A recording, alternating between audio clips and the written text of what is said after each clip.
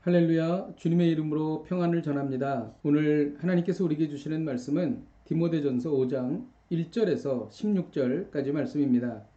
늙은이를 꾸짖지 말고 권하되 아버지에게 하듯하며 젊은이에게는 형제에게 하듯하고 늙은 여자에게는 어머니에게 하듯하며 젊은 여자에게는 온전히 깨끗함으로 자매에게 하듯하라. 참 과부인 과부를 존대하라. 만일 어떤 과부에게 자녀나 손자들이 있거든 그들로 먼저 자기 집에서 효를 행하여 부모에게 보답하기를 배우게 하라. 이것이 하나님 앞에 받으실 만한 것이니라. 참 과부로서 외로운 자는 하나님께 소망을 두어 주야로 항상 간구와 기도를 하거니와 향락을 좋아하는 자는 살았으나 죽었느니라. 내가 또한 이것을 명하여 그들로 책망받을 것이 없게 하라. 누구든지 자기 친족, 특히 자기 가족을 돌보지 아니하면 믿음을 배반한 자요 불신자보다 더 악한 자니라. 과부로 명부에 올릴 자는 나이가 60이 덜 되지 아니하고 한 남편의 아내였던 자로서 선한 행실의 증거가 있어 혹은 자녀를 양육하며 혹은 나그네를 대접하며 혹은 성도들의 발을 씻으며 혹은 환난 당한 자들을 구제하며 혹은 모든 선한 일을 행한 자라야 할 것이요 젊은 과부는 올리지 말지니 이는 정욕으로 그리스도를 배반할 때 시집가고자 하매니 처음 믿음을 저버렸으므로 정죄를 받느니라. 또 그들은 게으름을 익혀 집집으로 돌아다니고 게으를 뿐 아니라 쓸데없는 말을 하며 일을 만들며 마땅히 아니할 말을 하나니 그러므로 젊은이는 시집가서 아이를 낳고 집을 다스리고 대적에게 비방할 기회를 조금도 주지 말기를 원하노라. 이미 사탄에게 돌아간 자들도 있도다. 만일 믿는 여자에게 과부 친척이 있거든 자기가 도와주고 교회가 짐지지 않게 하라. 이는 참 과부를 도와주게 하려 함이라. 아멘. 오늘 본문은 성도들을 대하는 목회자들의 태도와 참 과부의 구제에 관해서 기록하고 있습니다. 바울은 디모데에게 남녀노소별로 성도들을 어떻게 대할지를 가르쳐 줍니다. 한마디로 정리하면 성도들을 가족처럼 대하라는 것입니다. 늙은이는 꾸짖지 말고 권하되 아버지에게 하듯 하며 또 젊은이는 형제에게 하듯 하고 늙은 여자에게는 어머니에게 하듯 하고 젊은 여자에게는 자매에게 하듯 하라고 말합니다. 목회자가 성도들을 가족처럼 대할 뿐만 아니라 성도들도 서로에게 가족처럼 대해야 합니다.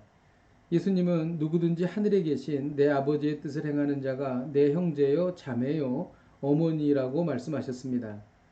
오늘 말씀은 과부를 잘 섬기라는 것입니다. 과부는 남편이 없기 때문에 경제적 능력이 없는 당시 사회적 약자였습니다. 바울은 과부를 잘 섬기라고 강조하고 있습니다. 주님을 사랑한다면 사회적 약자를 적극적으로 돌보라는 것입니다. 사회적 약자를 돌보는 성경적 가르침이 있습니다. 첫째는 구제 우선의 원칙을 지켜야 한다는 것입니다.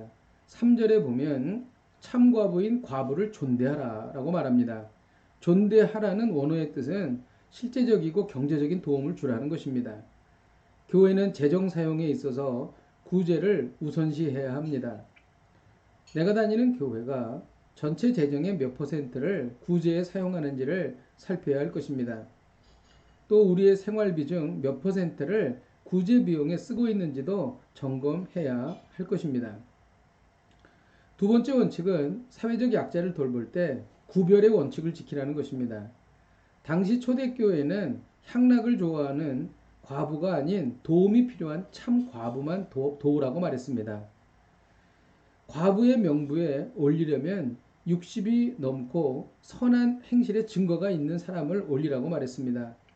또 젊은 과부는 시집갈 가능성이 있으니 배제하라고 말했던 것이죠. 구제의 대상을 지혜롭게 잘 선별해야 할 것입니다. 그래야 바르게 도와줄 수 있습니다. 이를 위해서는 도와줄 대상이 되는 사람에 대해서 관심을 기울여야 할 것입니다. 초대교회 과부는 주로 경제적인 도움을 교회로부터 받았습니다. 그러나 오늘날 대한민국은 저소득층에 대한 구제를 정부 차원에서 조직적으로 하고 있습니다. 교회가 사회적 약자의 개념을 물질적인 것에서 정신적인 것으로 그리고 더 나아가 영적인 것으로 확대해야 할 것입니다. 사회가 그만큼 바뀌었기 때문입니다. 외로운 독거노인, 그 다음에 발달장애인, 외국인 노동자, 정신질환자 등 이러한 분들에게 교회가 성경적 원칙에 따라서 돌보아야 할 것입니다.